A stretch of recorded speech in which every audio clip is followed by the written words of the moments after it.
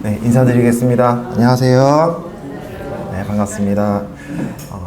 날씨가 많이 무더워졌는데 더운 날씨 속에서도 이런 귀한 시간에 하나님 말씀 듣기 위해서 모여주신 계신 모든 분들에게 아주 진심으로 축복의 말씀을 드리고 싶습니다. 오늘 들려지는 말씀을 통해서 하나님이 각자에 계신 모든 분들에게 합당한 말씀을 들려주시는 이런 은혜 시간이 되기를 기도하는 마음으로 또 말씀을 나누도록 하겠습니다.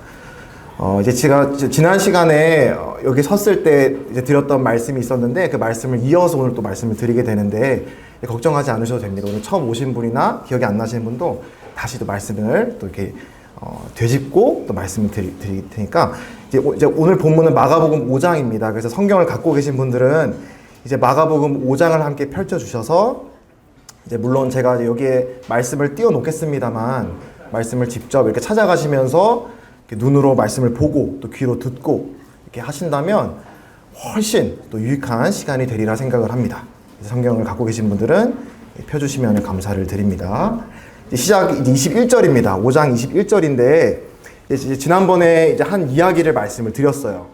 근데 이 큰 이야기에는 구조가 아주 흥미로운 구조를 가지고 있어요. 이 이야기는 이제 어떤 한 인물이 나옵니다. 이제 회당장 야이로라고 하는 사람이 나오는데 이 회당, 유대 회당, 집회소거든요. 유대인들이 모였던 집회소를 회당이라고 했는데 거기 이제 총괄 책임자인 거죠. 회당장. 그래서 굉장히 그 당시에는 어떤 고위직이었던 유대인이었던 이 사람의 이야기로 시작이 됩니다. 내 딸이 너무 아파서 이 많은 기적을 행하시고 아픈 사람들을 치료해 주시는 예수님 아니면 안 됩니다. 우리 집에 오셔서 우리 딸을 도와주세요. 살려주세요. 라고 간절히 요청하는 장면으로 이야기가 시작이 되는데 근데 쭉 야이로와 그 야이로의 딸의 이야기로 이제 진행이 되는 게 아니라 그 가운데 쑥 어떤 이야기가 들어와요. 어떤 사람이 들어오냐면 막 예수님을 이제 그 야이로 회당장의 집으로 가는 길에 많은 사람들이 있었는데 거기에 한 여인이 이제 예수님께 다가옵니다.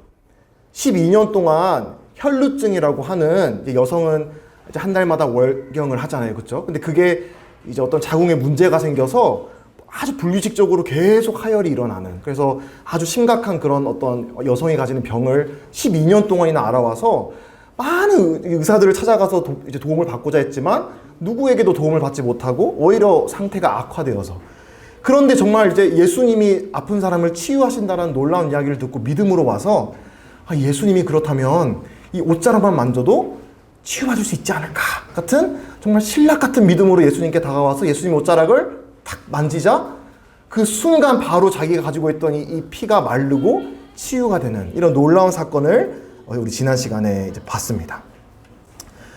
그래서 이제 이 기적에 대해서 우리가 지난 시간에 기적이 왜 기록이 되었느냐 성경에 많은 기적들이 기록되어 있는데 이 기적은 실제로 일어난 역사적인 사건입니다.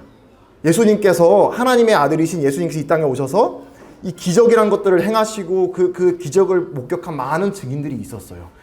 근데 그 기적의 수혜자가 잘 먹고 잘 사는 게 이 기적의 의미가 아니라 그보다 더 큰 이 보이는 기적을 통해서 보이지 않는 하나님이 어떤 분이고 보이지 않는 하나님이 이 보이지 않는 세계가 어떤 것인지를 이 기적을 통해 사람들에게 알려주시기 위해서 기적을 행하셨다. 그리고 우리를 위해서 기록하게 하셨다라고 지난 시간에 말씀을 드렸습니다. 그래서 이제 이 혈루증에 대한 여인에 대한 이야기를 이제 지난 시간에 우리가 읽었는데 지난 시간에 좀 뒤에 잘 안 보인다 해서 조금 잘 보이는지 모르겠습니다. 잘 안 보이시면 다음에 더 큰 글자로 지금 제가 좀 뒤에서 봤는데 아직 좀 흐리게 보여가지고 양해 말씀을 드립니다. 25절부터 27절의 말씀이 이제 있는데 세 번역으로 읽겠습니다. 예수께서는 자기에게서 능력이 나간 것을 보고 것을 몸으로 느끼시고 무리 가운데서 돌아서서 누가 내 옷에 손을 대었느냐 하고 물으셨다. 제자들이 예수께 무리가 선생님을 에워싸고 떠밀고 있는데 누가 손을 대었느냐고 물으십니까? 반문하였다. 그러나 예수께서는 그렇게 한 여자를 보려고 둘러보셨다. 그래서 이 사건을 통해서 주님이 우리에게 주시고자 했던 영적인 실체, 구원의 원리에 대해서 말씀을 드렸는데 좋은 거잖아요. 이 병이 나았다. 예수님은 놀라운 능력을 가지셨다. 이걸로 사실은 해피엔딩인데 그리고 그 능력을 경험하고 여인이 가도록 허락하시지 않으셨어요. 불러 세우시고는 잠깐만 누가 나 옷에 손을 대었는데 누가 손 대었냐라고 불러 세우고 그 여인을 찾으셨어요. 이것을 이제 제자들은 의아하게 여긴 거죠. 아니 예수님, 지금 이렇게 많은 사람들이 예수님을 둘러싸서 막 밀치고 손 대고 막 잡아 끌고 이렇게 많은 사람들이 예수님을 만지고 있는데 누가 손을 대었냐고 물으십니까? 라고 묻는 것이죠. 근데 지난 시간에 말씀드렸던 것은 그 예수님께서 주목하시는 거는 아무런 어떤 믿음과 관련이 없는 많은 사람들의 큰 무리의 접촉보다 그 신락 같은 믿음이지만 간절하게 예수님을 붙잡는 그 여인의 믿음의 그 한 접촉, 그 한 사람 보면 그러나 예수께서는 그렇게 한 여자를 보려고 둘러보셨다라는 말씀을 하고 계십니다. 한 여자. 믿음으로 나에게 다가온 그 한 사람. 그 사람을 찾는 분이 우리 주님이시다라고 지난 시간에 말씀을 드렸습니다. 우리 주님은 이와 같은 목자세요. 얼마나 많은 사람이 이 교회를 찾느냐? 물론 그것도 뭐 나쁜 일은 아닙니다만 우리 정말 주님께서 주목하시고 있는 일은 어떤 사람이 정말 이 참 목자를 찾는가? 정말 믿음을 가지고 예수님께 주님 저를 도와주셔야 됩니다 라고 다가오는가를 우리 주님이 주목하고 계신다라고 배우게 됩니다. 그래서 여기서 우리가 배우는 중요한 영적인 교훈은 이 바로 구원은 살아계신 하나님과 인격적으로 만남을 이제 맺는 것이다. 관계를 맺는 것이다 라는 것입니다. 그래서 어떤 나의 육신적인 그런 소원을 성취하는 것보다 더 좋은 일이 있는데 그건 바로 살아계신 하나님을 만나는 일이다 라고 말씀하시는 겁니다. 그래서 이 여인은 그 어떤 전문 의사들도 치료하지 못한 이 질병을 치유할 수 있는 능력이 예수님께 있다는 것을 믿고 경험했습니다. 예수님은 그냥 병이 놀랍게 치료되는 이 기적만을 경험하는 것보다 더 좋은 거를 이 여인에게 주고 싶으셨던 거예요. 그게 뭐냐? 이 불치병을 치유받는 것보다 더 좋은 게 있다니까요. 그게 뭐냐면 예수님을 만나는 거예요. 내가 어떤 구세주고 내가 어떤 하나님으로서 너와 만나고 싶어 하는지를 이 여인으로 하여금 알게 하시고자 했다라는 것이 우리 주님의 이제 마음이었습니다. 그래서 능력을 맛보는 것보다 더 좋은 일을 알려주시기 위해서 여인을 불러 세우신 것입니다. 이 여인은 예수님께서 찾고 이 여인에게 나와라고 했을 때 두려움이 있었을 것입니다. 왜 부르시지? 왜 나에게 이렇게 사람들 앞에서 나를 주목하게 하시지? 혼내시려고 하나? 왜 허락도 없이 내 옷자락에 손을 대었냐라고 이제 정죄하시려고 하시나? 이런 염려와 두려움을 갖고 예수님 앞에 나와서 모든 일들을 아뢰었을 때 그때 주님께서 이 여인에게 하셨던 따뜻한 한마디가 있었죠. 딸아, 내 믿음이 너를 구원하였다. 안심하고 가거라. 그리고 이 병에서 벗어나서 건강하여라. 이것이 저와 여러분을 가장 잘 아시고 또 사랑하시는 하나님의 진실된 마음입니다. 저와 여러분이 유일하신 참 하나님과 그가 보내신 자 예수 그리스도를 인격적으로 만나고 알기를 진심으로 바라시고 있는 것이죠. 그래서 우리는 이 여인처럼 거룩한 하나님 앞에 선다라는 것은 우리의 죄가 다 명명백백히 드러날 것 같은, 나의 연약에 드러날 것 같은 그런 두려움을 안고 하나님 앞에 나올지라도 우리 주님의 마음은 우리를 정죄하고자 부르시는 것이 아니라고 하는 것이죠. 정죄하시는 것이 아니라 내 딸아, 내 아들아, 하나님의 자녀를 되는 권세를 주시기 위해서. 우리 사람은 그렇잖아요. 어떤 다른 사람을 볼 때 어떻게든 흠을 찾고 이 정죄할 만한 비판거리를 찾는 게 우리 사람의 어떤 좋지 못한 습관인데, 거룩하신 하나님께서 갖고 계시는 마음은 어떻게든 이 사람의 흠을 찾으려고 하시는 것이 아니라 딸아, 너의 믿음이 너를 구원하였다. 이 사람을, 이 예수님을 간절히 찾는 이 사람에게 자녀 삼을 수 있는 조금이라도, 겨자씨 한 톨이라도 있는 이 믿음을 찾고자 사람의 믿음을 찾으시는 분이 바로 하나님이시다. 그만큼 우리를 정죄하시기보다는 우리를 자녀 삼고 싶어 하신다라는 것이 하나님의 뜻이라고, 또 우리 주님의 뜻이라고 말씀을 드렸습니다. 그래서 이렇게 12해 동안 고통과 근심의 원인이었던 혈루병을 이제 고침을 받고, 근데 거기서 끝난 게 아니라 참된 구세주, 이 주님이, 나를 고쳐준 이 주님이 나를 사랑하시네, 나를 딸이라 불러주시네, 그리고 내가 주님과 동행하게 만나기를 원해주셨네, 나를 정죄하지 않으시네라는 것을 깨닫게 됩니다. 이 여인의 마음에 얼마나 큰 평안과 기쁨이 넘쳤을지 상상이 되지 않습니다. 이 여인과 달리 옆에서 한 사람은 아주 불안하고 초조한 마음으로 이 광경을 이제 목격하고 있었을 것입니다. 이제 그 사람은 바로 회당장 야이로겠죠.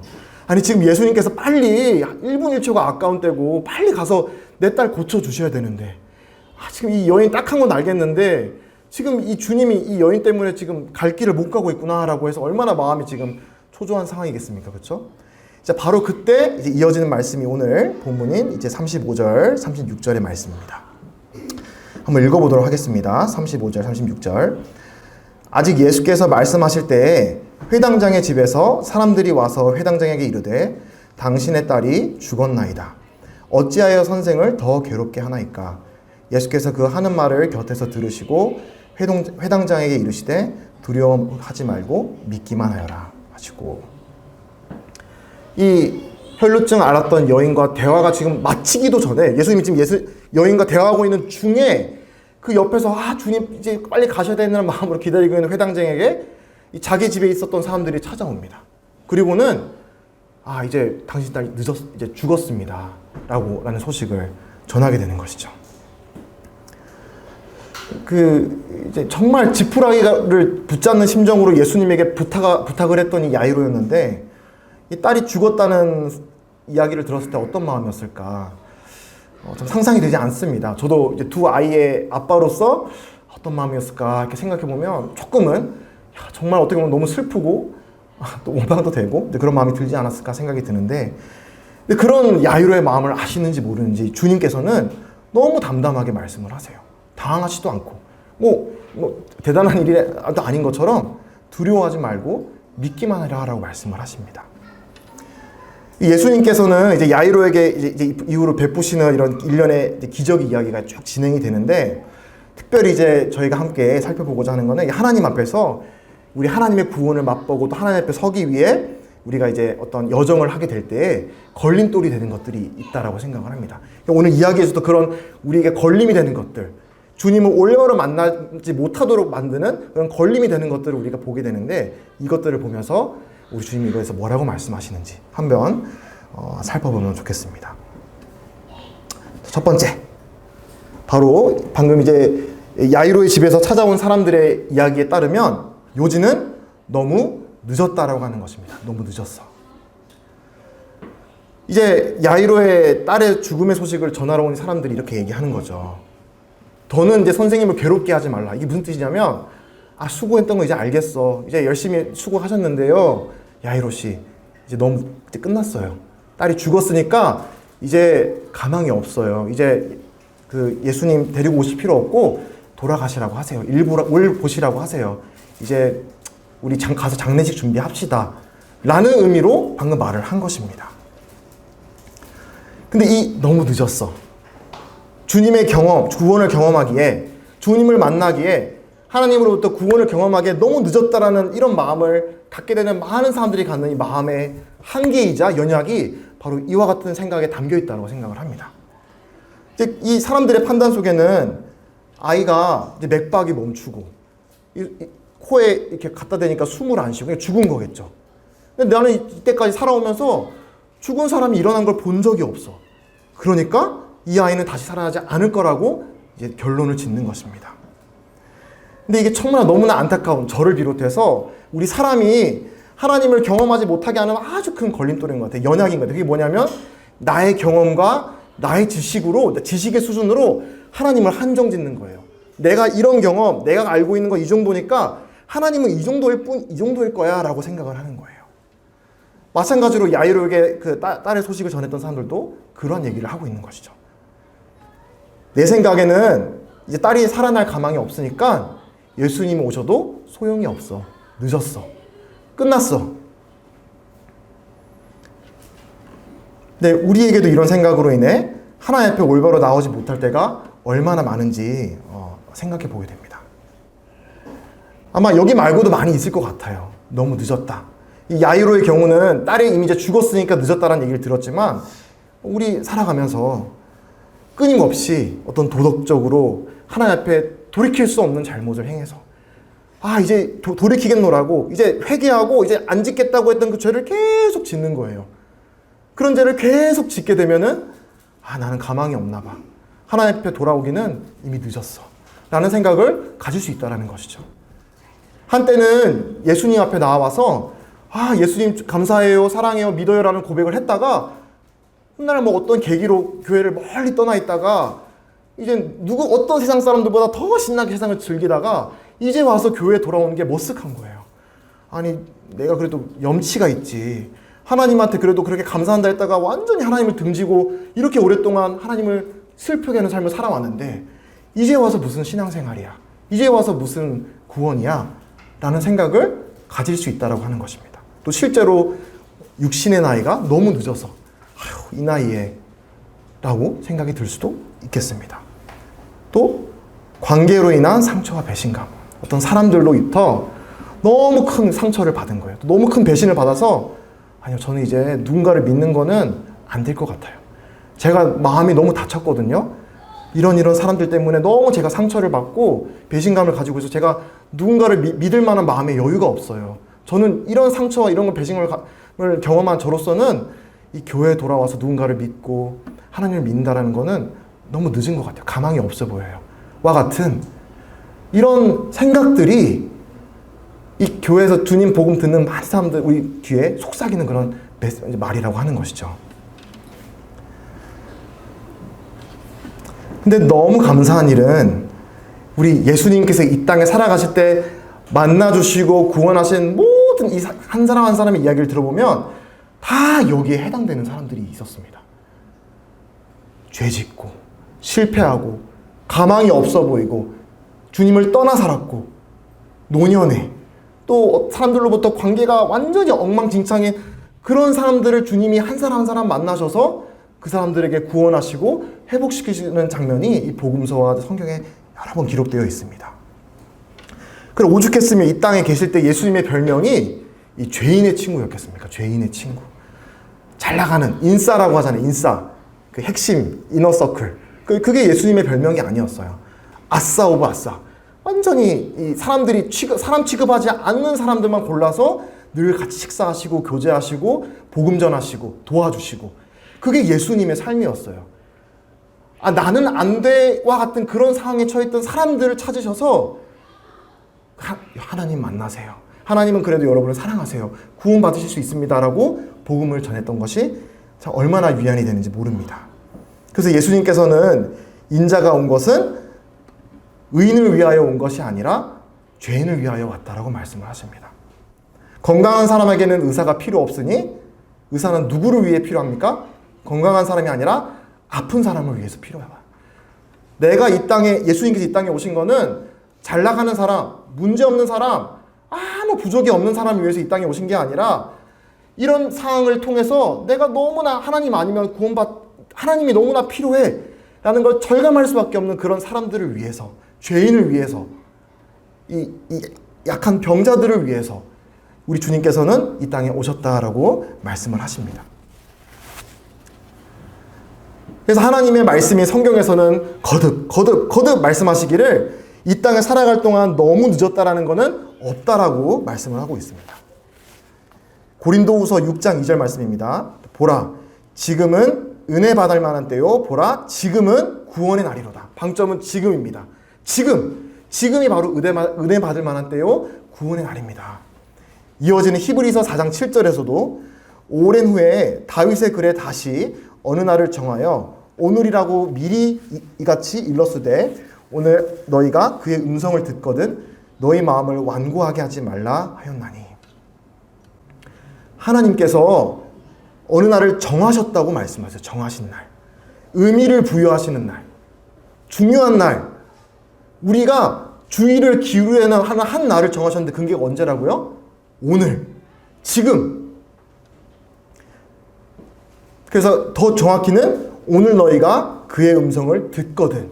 하나님의 은혜를 베푸셔서 지금 저와 여러분처럼 하나님의 음성이 들려지고 있는 바로 지금, 오늘이 하나님이 우리에게 주시는 정말 중요한 날이라고 말씀하고 있는 것입니다. 이게 최고의 은혜이자 최고의 기회입니다.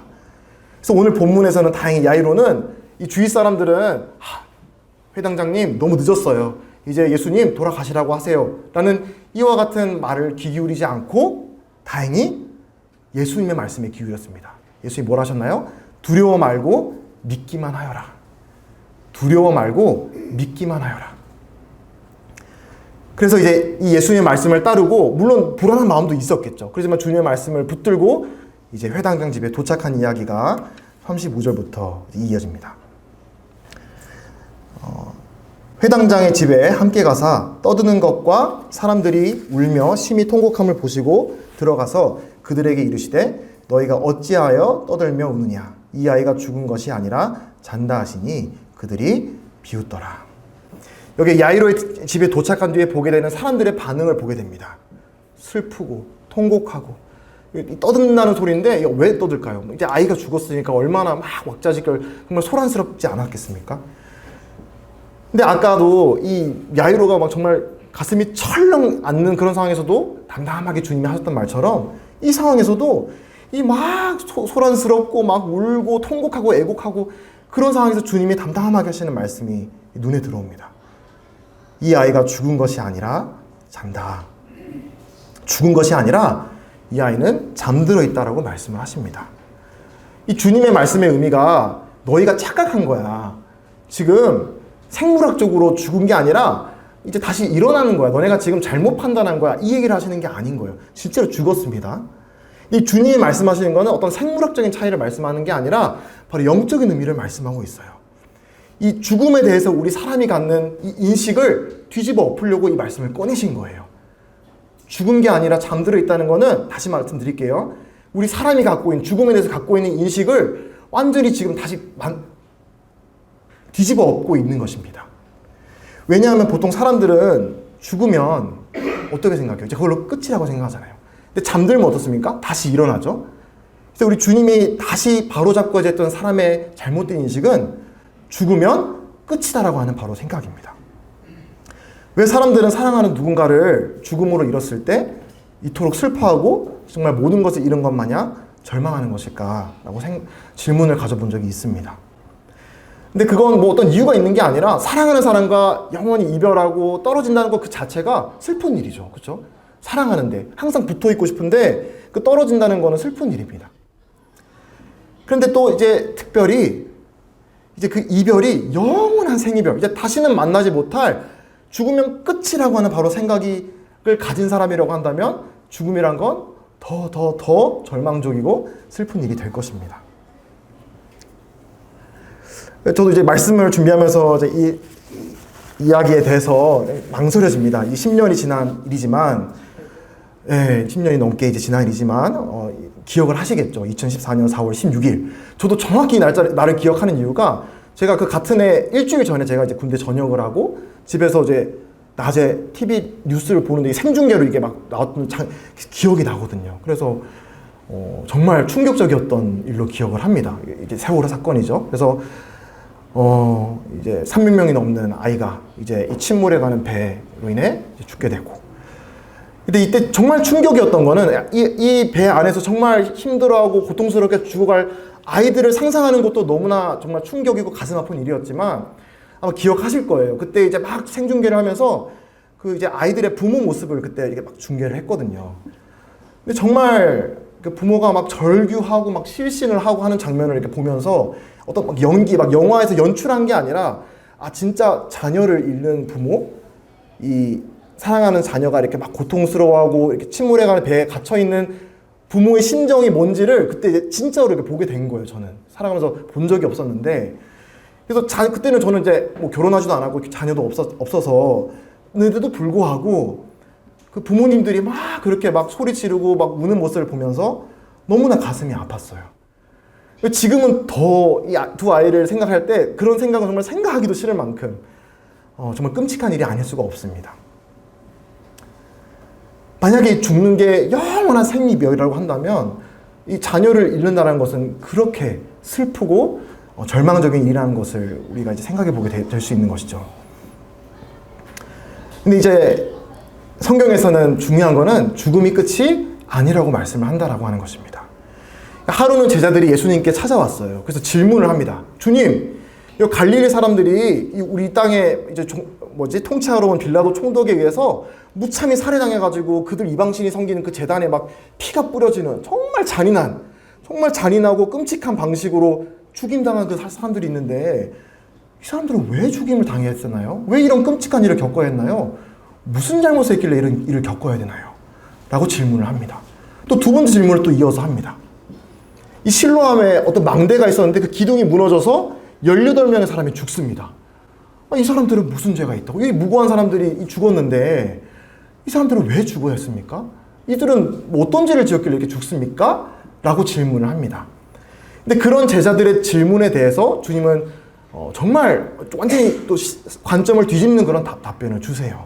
이들이 왜 죽었다? 그들이 이런 죄 때문에 죽었다고 말씀하시는 게 아니라 그 갈릴리 죽은 사람들이 그 갈릴리에 사는 다른 사람보다 더 죄가 많아서 죽은 줄 아느냐? 너희도 회개하지 아니하면 이와 같이 멸망하게 될 것이다. 실로암의 망대에 죽은 그 유대 사람들, 18명의 사람들이 예루살렘 성에 사는 다른 사람들보다 더 죄가 많은 줄 아느냐? 너희도 회개하지 아니하면 이와 같이 망하게 될 것이다. 회개해라. 하나님께 돌아와라. 죽음이란 거는 저 사람뿐만 아니라 너도 언제든 맞닥뜨리게 될 수 있는 일인데 기회가 있을 때 하나님께로 죄에서 돌아서서 하나님께로 돌아와라라고 하는 이 메시지를 우리 주님이 주십니다. 그래서 우리 제자들이 궁금했던 거는 왜 죽음이 일어날까? 왜 이런 잘못된 일이 일어날까? 누구 책임인가? 이런 단순히 기계적인 인과응보의 그런 개념으로 죽음을 생각하는 것입니다. 근데 우리 주님의 초점은 그런 일들을 통해 매하라치는 우리 하나님의 뜻을 말씀해주고 있는 거예요. 죽은 자들이 우리보다 더 죄가 많아서 먼저 죽는 것이 아니라 우리에게 늘 곁에 있는 이 죽음을 통해서 아직 나에게 은혜의 기회가 주어져 있을 때 하나님 앞에 돌아오고 구원받아라고 말씀하시는 것입니다. 너희도 만일 회개하지 아니하면 이와 같이 망하리라고 말씀하십니다. 사람이 얼마나 근시안적인지 오늘의 죽음을 모면하면 모든 게 해결된 것처럼 기분이 좋아져요. 건강검진에서 이거 좀 뭔가 위험한데요? 정밀검사 받아야 됩니다. 그러면 이러다 죽는 거 아니야? 암 아니야? 막 가슴이 막 철렁철렁, 제 경험입니다. 제 경험인데 막 건강검진 받고 나서 막 두렵다가 알고 보니까 별거 아니었습니다. 이런 걸로 시술로 잘 끝났습니다 하면은 얼마나 안심이 되던지 모르겠습니다. 근데 사람이 그만큼 근시안인 거예요. 오늘 당장에 안 죽는다고 해서 죽음이 없어지는 게 아닌데 오늘의 죽음을 모면하면 마치 영생을 얻은 것처럼 기뻐합니다. 그러나 늘 우리가 이렇게 덮어놓고 살아가는 판도라의 이 상자 속에 있는 진실은 한 번 죽는 것은 하나님께서 정하신 일, 정해진 일이라고 말씀하십니다. 그래서 이 죽음을 바라볼 때 우리가 갖게 되는 관점, 이 생각은 왜 일어났냐? 얼마나 이 억울한 죽음이냐? 왜 죽었냐? 이 죽음을 일으킨 사람의 누구 잘못이냐? 누구 탓이냐? 이런 것들을 우리는 생각을 하지만 이런 질문보다 더 중요한 질문이 있다면 나는 이 죽음 뒤에 올 세계에 대해서 준비되어 있는가?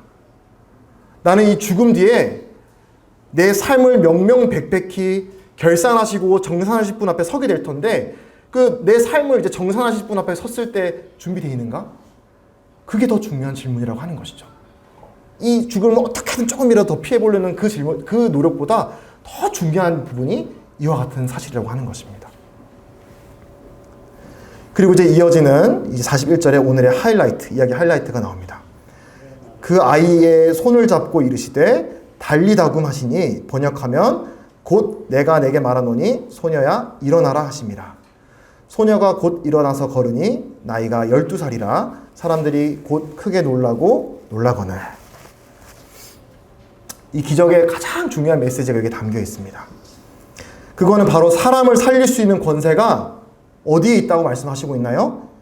바로 예수님의 말씀에 있다고 하는 것입니다. 다시 말씀드립니다. 사람을 살릴 수 있는 권세는 바로 우리 주 예수님의 말씀 안에 있습니다. 우리는 마치 내가 내 생명의 주인인 것처럼 살아갑니다. 하지만 이거는 이제 우리가 갖고 있는 세 번째 착각인 것이죠. 내 생명의 주인은 나다. 그러니까 내 마음대로 살아도 된다. 내 원대로 살아도 된다라고 하는 것이죠. 근데 생명의 주인이신 예수님께서는 다시 일어날 것이라 말씀하시는데 사람들은 비웃었습니다. 왜? 당신이 뭔데 사람을 다시 일으킨다 만다 이렇게 말하시나요? 라고 생각을 하는 것이죠. 근데 내 생명의 주인이 나라고 하는 것이 하나님을 하나님 자리에 두기 싫어하는 우리 모든 사람에 빠지는 이와 같은 착각이라고 하는 것입니다. 이 착각이 있는 이유가 우리는 내 생명의 주인이라면 우리는 우리의 생명을 우리의 원대로 잘 이렇게 갖고 나갈 수 있어야 되는 거잖아요. 그렇죠? 이 세상에 죽고 싶은 사람은 단 한 사람도 없을 것입니다. 하지만 모든 사람은 죽습니다. 왜 죽나요? 왜냐하면 내 생명의 주인이 내가 아니기 때문에. 내 건강, 나의 수명, 이거는 저희에게 달려있지 않습니다. 분명한 거는 나는 내 생명의 주인이 아닙니다. 분명한 거는 나는 내 생명의 주인이 아닙니다. 내가 언제 건강이 악화될지, 언제 죽을지 내가 그걸 컨트롤할 수 없어요. 몰라요. 그러니까 적어도 나는 내 생명의 주인이 아닙니다. 성경에서는 이렇게 말씀하세요. 우리가 왜 죽냐? 생명의 근원이신 하나님과 단절된 사람에게 한 번 죽는 거는 하나님께서 정하신 일이라고 말씀하셨기 때문에 생명의 근원인 하나님과 단절된 삶이 겪는 당연한 결과가 죽음이라고 말씀을 하시는 거예요. 그래서 우리가 첫사람, 우리 사람을 속였던 그 사탄의 꾀임을 기억하시는지 모르겠습니다. 하나님은 선악을 알게 하는 열매를 먹으면 반드시 죽을 거야 라고 말씀하셨어요. 반드시 죽어. 너 나랑 끊어지면 반드시 죽어 라고 말씀하셨어요. 근데 사탄은 뭐라고 했는지 기억하시나요? 너는 먹어도 절대 안 죽어라고 말해요. 아직도 사탄이 이렇게 우리를 속여요. 내가 마치 내 생명의 주인인 것처럼, 절대 안 죽을 것처럼, 생명의 주인이 하나님이 아닌 것처럼 착각하면서 살아가도록 사탄은 우리를 꼬이고 있습니다. 이렇게 우리는 속고 속이면서 살아가는 우리 사람들에게 우리 주님께서는 이렇게 말씀하시고 있는 것이죠. 생명의 주인이신 이 창조주 하나님께서는 우리에게 약속을 주시고 있습니다. 우리 인류는 내가 내 삶의 주인 노릇하면서 하나님 앞에 지금까지 반역의 길을 걸어오고 있지만 하나님의 원대한 사랑은 그 무엇으로도 꺾이지 않으셨습니다. 요한복음 3장 16절 이거 잘 외우고 계시죠? 함께 한번 읽어보시면 좋겠습니다. 요한복음 3장 16절 함께 읽어보시겠습니다. 시작.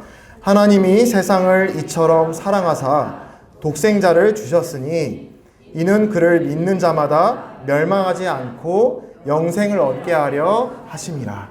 아멘. 한번 눈 감고 생각을 해보시기 바랍니다. 곰곰이 한 구절 한 구절. 하나님이 세상을 이처럼 사랑하사 저와 여러분을 이처럼 사랑하사 독생자를 주셨으니 그를 믿는 자에게 멸망치 않고 영원한 생명을 주시고자 하나님께서 원하셨다라고 말씀하시는 거예요. 하나님의 뜻입니다. 뜻. 죄와 허물로 죽은 우리를 살리시는 게 하나님의 뜻이에요. 하나님은 우리를 죽이시는 것이 뜻이 아니라 우리를 살게 하시고자 하는 게 하나님의 뜻입니다.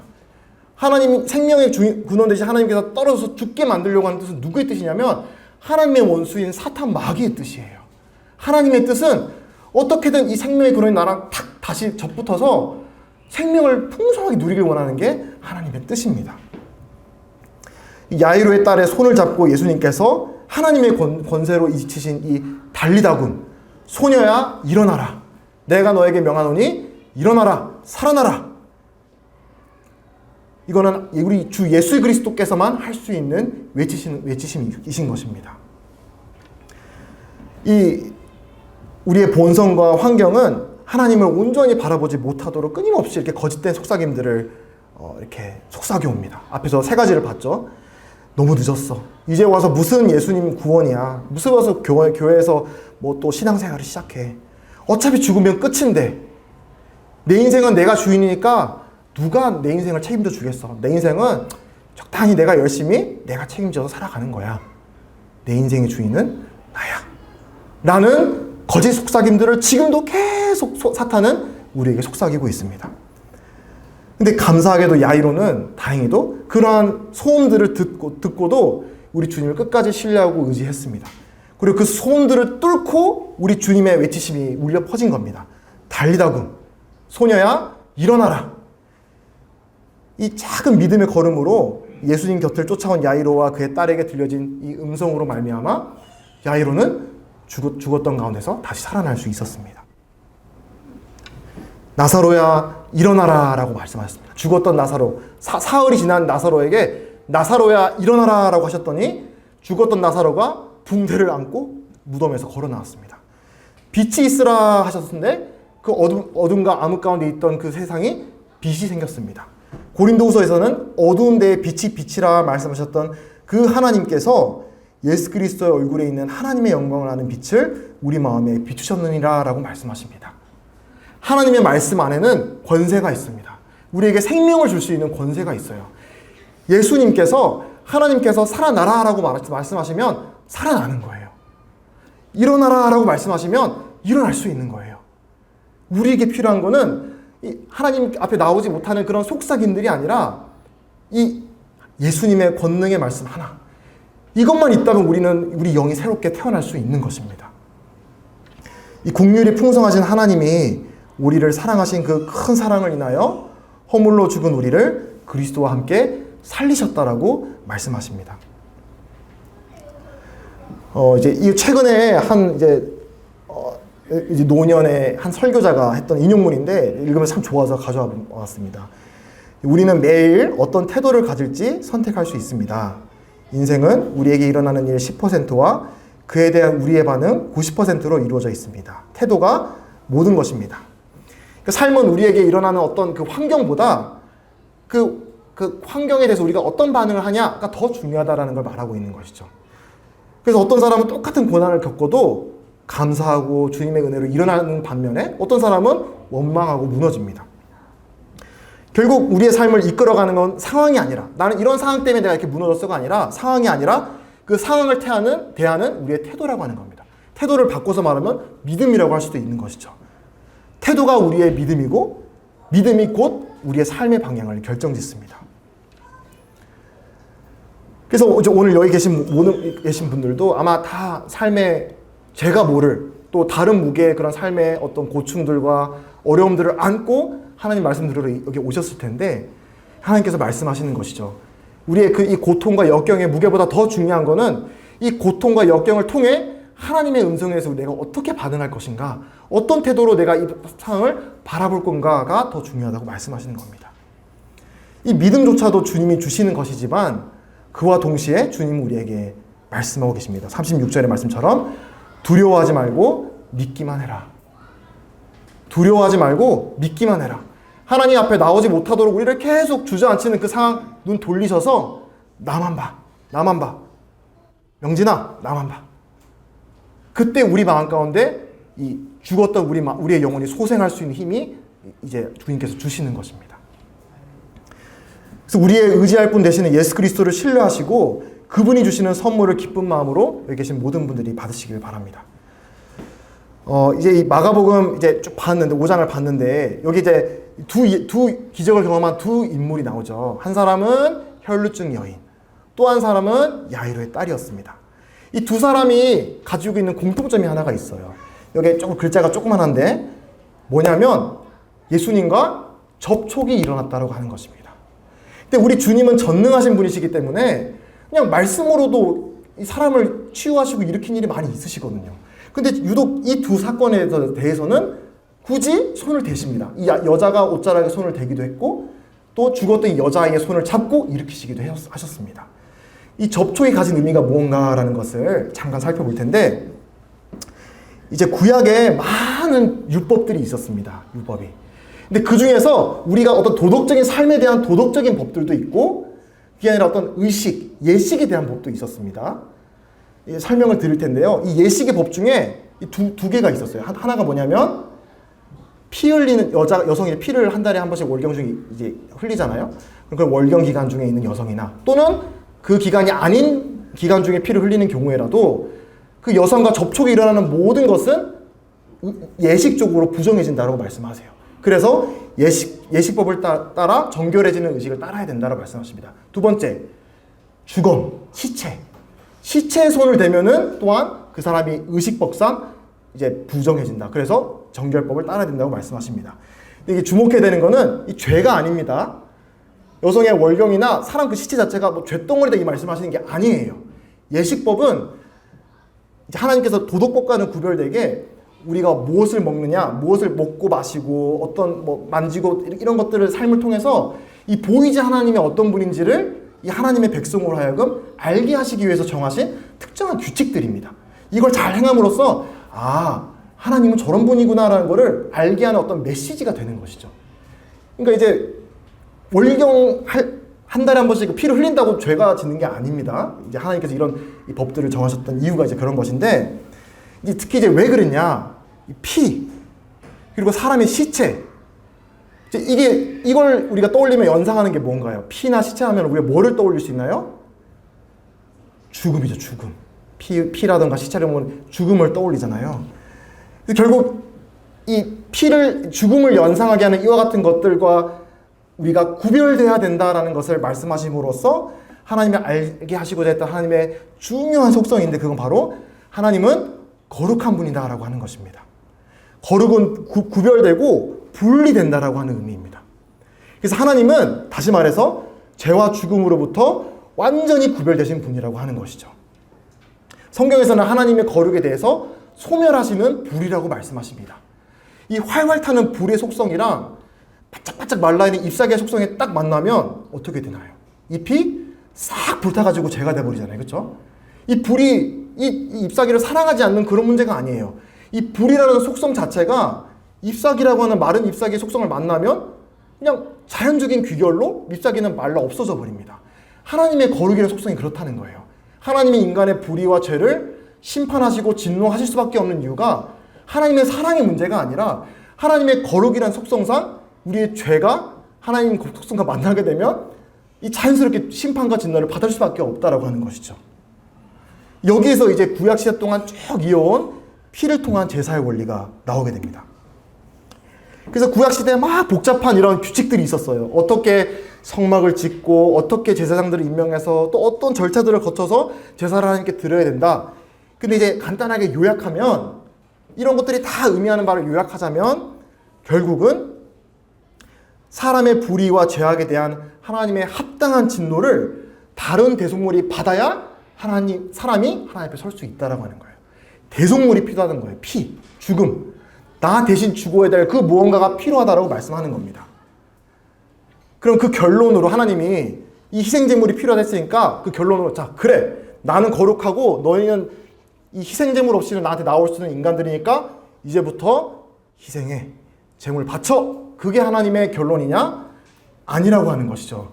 하나님의 결론은 내가 그 제물이 될 게가 하나님의 결론입니다. 제물 바쳐, 내가 만족할 만큼의 뭔가를 나한테 줘가 아니라 내가 그 제물이 될게. 너의 진노를 향해 쏟아낼 그 진노를 너가 아니라 내가 대신 받을 게가 하나님의 결론입니다. 그래서 우리 예수님께서는 죽을 수 있는 몸을 입고 하나님의 진노를 우리 대신 받을 수 있는 이 피를, 살과 피를 가진 이 몸을 입고 이 땅에 오신 이유가 하나님의 뜻을 이행하고자 이 땅에 오신 것입니다. 히브리서 10장에서도 이렇게 말씀을 하시죠. 그러므로 주께서 세상에 임하실 때에 이르시되 하나님이 제사와 예물을 원하지 아니하시고 오직 나를 위하여 한 몸을 예비하셨도다. 여러분을 요구하시지 않으셨어요. 한 몸, 하나님이 예비하신 그 한 몸을 준비하셨습니다. 그 후에 말씀하시기를 보시옵소서 내가 하나님의 뜻을 행하러 왔나이다 하셨으니 그 첫째 것을 폐하심은 둘째 것을 세우려 하심이라. 이 뜻을 따라 예수 그리스도의 몸을 단번에 들이심으로 말미암아 우리가 거룩함을 얻었노라. 하나님의 뜻이 무엇이었느냐? 우리의 군림하시고 우리 흠을 다 찾아내셔서 우리를 진노를 다 쏟아내시는 것이 하나님의 뜻이 아니라 우리를 도리어 섬기시고 우리를 위해 대신 죽어주시는 것이 하나님의 뜻이었습니다. 여기에 우리가 거룩함을 얻었노라. 무엇으로 말미암아? 나의 선행으로 말미암아? 아니요. 나의 변화된 삶으로 말미암아? 아니요. 교회에 내가 얼마나 헌신하냐에 따라? 아니요. 예수 그리스도의 몸을 단번에 들이심으로 말미암아 우리가 거룩함을 얻었노라. 우리가 거룩해지기 위한 모든 필요 조건은 누가 충족시켜줬다고 말씀하시나요? 예수님이 충족시켰다고 얘기하세요. 혜택은 누가 받아요? 우리가 받아요. 이게 하나님의 뜻이에요. 너무나 많은 분들이 하나님이 착취하시는 분이라고 오해하시는데 그렇지 않다라고 말씀하십니다. 하나님의 거룩의 기준을 만족시킬 수 있는 제물은 저와 여러분이 아니에요. 여기 한 몸, 하나님께서 예비하신 그 한 몸만이 하나님의 거룩의 기준을, 그리고 사랑의 기준을 충족시킬 수 있으셨습니다. 내가 받아야 할 진노의 잔을 대신 받아주시는 것이 하나님의 뜻이었습니다. 우리 주님이 십자가에 달리시기 전에 이렇게 기도하셨어요. 내 아버지여, 만일 내가 마시지 않고는 이 잔이 내게서 지나갈 수 없거든 아버지의 원대로 되기를 원하나이다. 그래서 내가 사랑하는 사람이 침몰해 가는 배에 갇혀 있는 것을 바라보면서 저는 이렇게 상상을 해봐요. 저 그 부모 중에서 분명히 있었을 거예요. 이런 마음을 가지고 있는 부모를. 내가 대신 죽어주고 싶다. 내가 내 자녀보다 내가 대신 아프면 좋겠다. 저 아이 꺼지고 오고 내가 들어갈 수 있으면 내가 저 침몰한 배 안에 내가 들어가고 싶다라는 마음을 가진 부모가 분명히 있었을 거라 생각을 합니다. 그게 부모니까요. 사랑이니까요. 그렇죠? 근데 안타깝게도 사람은 다른 사람을 위해 대신 죽어주거나 대신 아파줄 수가 없습니다. 그런데 우리를 지으신 창조주 하나님께서는 우리를 사랑하셔서 이와 같은 뜻을 품으신 거예요. 내가 대신 죽어야겠다. 너 나에게 뭐 보상해내, 나에게 이렇게 갚아내, 날 만족시켜, 이게 아니라 하나님 뭐라고 하셨나요? 내가 대신 죽어줄게. 놀랍지 않나요? 이 죄인을 위해서 내가 대신 죽어주는 것도 불가능에 가까운 일입니다. 근데 이 죄인을 위해서 무고한 내 사랑하는 자녀를 대신 죽어주는 건 더 어려운 일일 거예요. 근데 하나님은 이 죄인인 우리 인간들을 위해서 사랑하시는 독생자, 이 죄 없으신 독생자 예수님을 이 십자가로 내모셨습니다. 그리고 예수님께서도 그 아버지의 뜻을 기쁘게 받아들이셨습니다. 이제 마지막인데 시간이 좀 많이 지났네요. 죄송합니다. 마무리하고 마치도록 하겠습니다. 마지막 구절인데요. 여기 이제 우리가 주목할 수 있는 이제 마지막 구절입니다. 이제 여기에 앞에서 봤던 예수님께서 달리다굼 내가 너에게 명하노니 이런 소녀여 일어나라 라고 하는 놀라운 이 생명의 명령 주님께서 주셨잖아요. 그렇죠? 이것만큼이나 우리가 이것만큼 주목하지는 않지만 중요한 예수님의 말씀이 마지막 구절에 나옵니다. 이에 소녀에게 먹을 것을 주라 하시고, 이것도 주목 우리가 해야 합니다. 살아나라! 하나님께서 하실 수 있는 일이죠. 살아나라! 라는 것은 우리 주님의 계명만큼이나 중요한 것은 자라가라! 라고 하는 말씀도 중요하다고 하는 것이죠. 우리 주님은 완전히 기력이 회복된 완전한 상태로 일으킬 수 있었지만 더 먹어야 되는, 더 성장해 가야 되는 그런 뭔가 미숙한 상태로 어쨌든 일으키셨어요.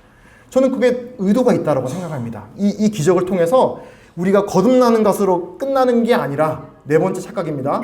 구원받고 끝나는 게 아니라 우리는 또한 어떻게 해야 될 책임이 있다? 하나님의 말씀을 먹고 자라가야 될 책임이 있다고 하는 것이죠. 그래서 하나님께서는 오늘도 저와 여러분들에게 살아나라 라고 말씀하시는 동시에 자라가라. 무엇을 먹고? 사람이 떡으로만 살 것이 아니라 하나님의 입으로부터 나오는 모든 말씀을 먹고 자라는 것입니다. 하나님께서는 우리에게 생명을 주시고 거기서 끝나는 게 아니라 자라가게 하십니다. 그렇죠? 엄마가 모든 수고를 다해서 아기를 놓고, 그것도 놀라운 일이지만 그것을 내버려두면 이상한 거잖아요. 아이가 잘 자랄 수 있게 먹여주잖아요. 그렇죠? 하나님도 마찬가지로 우리가 구원받고 거듭나고 또 우리 장성한 분량에 이르기까지 예수님의 형상으로 이게 계속 인격적으로 자라가는 것이 우리 주님의 뜻이다라는 것이 이제 오늘의 기적을 통해서 나타내신 중요한 교훈이라 생각이 듭니다. 그래서 주님의 이 권세의 말씀, 살아나라, 자라가라, 이 두 명령 우리가 붙들고 우리 주님을 만나시면 그 어떤 삶보다 생명력 넘치는 삶을 우리가 살 수 있다라는 걸 말씀드리면서 주님 믿으시고 주님과 동행하는 삶을 사시기를 바라겠습니다.